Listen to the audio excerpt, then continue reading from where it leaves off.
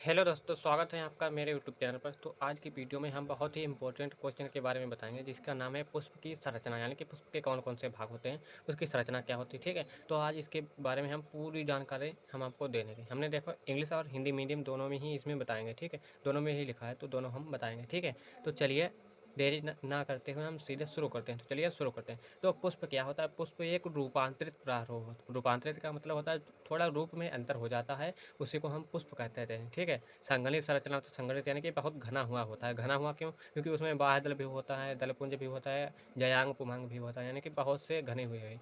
अब आप सोच लीजिए कि जयांग पुमांग ये क्या है, तो इसी के पार्ट हैं, अभी हम आपको बताएंगे। ठीक है, जो आप स्क्रीन पर देख रहे हैं। तो चलिए शुरू करते हैं।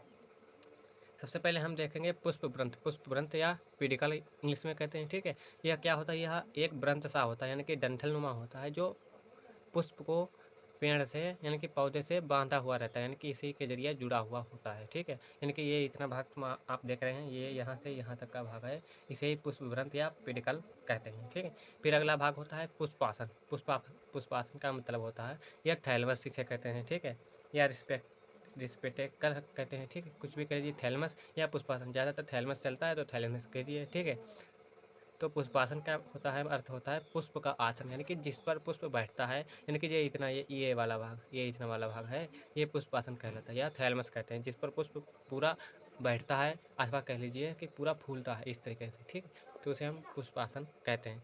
फिर अगले भाग इसमें है, देखो इसमें और भाग हैं। फिर सबसे पहला इम्पोर्टेंट भाग अब यहाँ से चालू होता है, क्यों? क्योंकि ये तो होते हैं अलग टाइप के थोड़े ना।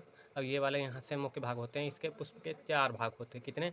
4 भाग होते हैं, या 4 अवयव कह लीजिए। ठीक है, तो मुख्य रूप से 4 भाग होते हैं। पहला होता है बाह्य दलपुंज या काइलेक्स होता है। ठीक है, और इसकी इकाई यानी कि बाह्य दलपुंज किससे बने होते हैं? तो बाह्य दल यानी कि सेपल से बने होते हैं। ये वाले जो हरे रंग के आप देख रहे हैं, ग्रीन कलर के, इसे ही बाह्य दल कहते हैं। ये पुष्प के सबसे बाहरी यानी कि आउटर पार्ट होता है। ठीक है, बाहरी भागों या आउटर पार्ट होता है, जो पुष्प की सुरक्षा करते हैं। देखिए, जब ना फूले तो ऐसे ढक लेता है इस तरीके से। ठीक है, इस तरीके से ढक लेता है, तो यानी कि इधर उधर से कहीं नहीं कुछ भी आघात यानी आक्रमण या अटैक नहीं आ पाता है। ठीक है, तो इसे कहते हैं सुरक्षा करता है, यानी कि पुष्प को प्रोटेक्ट करते रहता है। ठीक है, इसका एक एक मतलब इकाई यूनिट होती है, सेपल कहते हैं, यानी कि बहुत से सेपल बनते हैं तो कैलेक्स बनता है। ठीक है, फिर नेक्स्ट है, अगला है दलपुंज या कोरोला इसे कहते हैं। इसकी इकाई या यूनिट होती है पेटल्स, यानी कि बहुत से पेटल मिलते हैं तो एक करोला बनता है। ठीक है, दलपुंज जिसे कहते हैं, यानी कि दलों का पुंज। पुंज माने होता है ग्रुप, समूह, चटिया कह लीजिए। ठीक है, तो इसका कार्य होता है कीटों को परागण के लिए आकर्षित करना। ठीक है,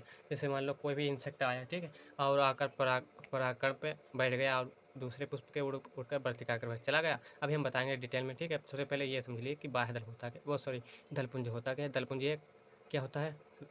मतलब कलर होता है, यानी कि कलर इसमें होता है, यानी कि रंगीन होता है। ठीक है, कलर्ड होता है, रंगीन होता है, इसे ही दलपुंज कहते हैं, जो कीटों को परागण के लिए आकर्षित करता है। जो कीट होते हैं, इंसेक्ट होते हैं, वो रंगीन पदार्थ पर ज़्यादातर आते हैं, इसीलिए रंगीन ये है, इसीलिए इसी पर उड़कर आते हैं। ठीक है, तो ये हो गया दलपुंज।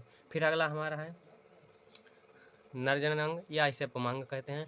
दूसरा है मादा जननांग, या इसे जयांग कहते हैं। ठीक है, तो सबसे पहले हम समझ लेते हैं पुमांग या नरजनन, इसे हम एंड्रोसियम इंग्लिश में कहते हैं, एंड्रोसियम। ठीक है, ये मेल रिप्रोडक्टिव पार्ट है। क्या है? मेल रिप्रोडक्टिव पार्ट है, यानी कि नर जनन अंग है। ठीक है, और जे वाला भाग है, जे बीच में देखिए कुपीनुमा है, ये फीमेल जनन अंग है, या फीमेल रिप्रोडक्टिव ऑर्गन है। ठीक है, या जायांग या स्त्री केसर भी इसे कहते हैं। ठीक है, तो सबसे पहले हम इधर इधर देखो देख लें पुमांग को। पुमांग क्या होता है?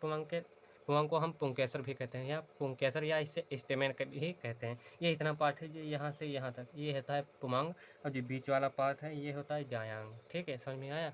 तब ये हम पुंकेसर अथवा पुमांग को ही पुंकेसर कहते हैं। पुंकेसर के 2 भाग होते हैं, फिलामेंट और एंथर, जिसे हिंदी में कहते हैं फिलामेंट, मीन होता है उदंत या परागकोश कहते हैं। ठीक, यही 2 पार्ट होते हैं किसके? तो पुंकेसर या पुमांग के। ठीक है, उदंत क्या होता है? ये पुष्प से परागकोश को जोड़े रखता है, जोड़े रखने का कार्य करता है। ठीक है, अब परागकोश होता है, परागकोश जिनके अंदर परागकण या नरजनन सॉरी परागकोश या परागकोश जो होते हैं, उनके अंदर क्या होते हैं? परागकण भरे रहते हैं, यानी कि पोलन ग्रेन भरे रहते हैं। ठीक है, जो जो उसमें परागण क्रिया में सहायता करते हैं, यानी कि इनके बिना परागण नहीं होगा। ठीक है, फिर अगला है मादा जनन अंग, जिसे हम अजायांग कहते हैं, या इसे हम स्त्रीकेसर या गायनोसियम भी कहते हैं। ठीक है, फिर इसके 3 भाग होते हैं, किसके?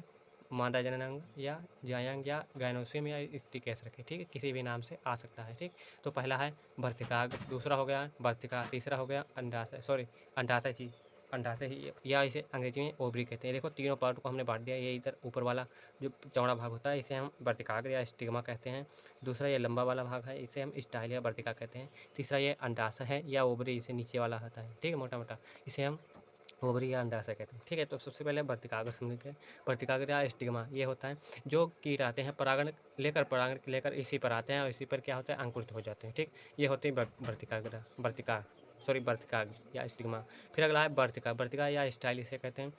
इसका कार्य होता है यानी कि इसी के द्वारा पराग नलिका आती है किसमें, अंडाशय या ओवरी में प्रवेश करती है, यानी कि वर्तिकाग्र से बनी हुई अब इसी के अंदर आती है पराग नलिका, जिसमें परागकण आते हैं यानी कि पोलर ग्रैन आते हैं, ठीक है।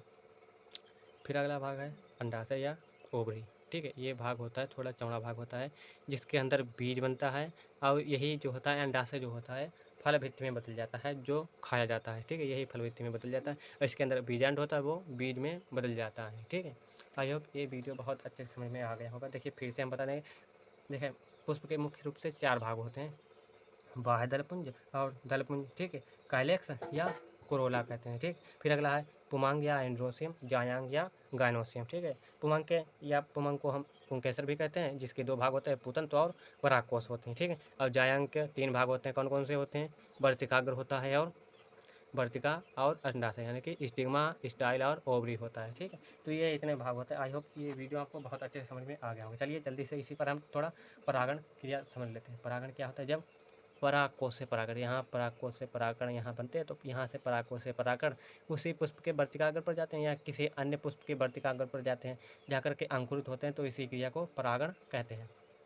नहीं समझ में आ गया तो अगली वीडियो में हम समझाएंगे। फिलहाल समझ में आ गया होगा, ठीक है ना। आया हो तो लाइक करिए, नए हो तो चैनल को सब्सक्राइब कर लीजिए, ठीक है। तो अगले वीडियो में हम आपको परागण बताएंगे, यानी कि पूरी डिटेल बताएंगे, बहुत ही इंपॉर्टेंट होते हैं, कैसे पर परागण होता है, स्वपरागण कैसे होता है, कैसे कीट परागण, कैसे जंतु परागण, कैसे जलीय परागण होता है, ठीक है। चलिए धन्यवाद।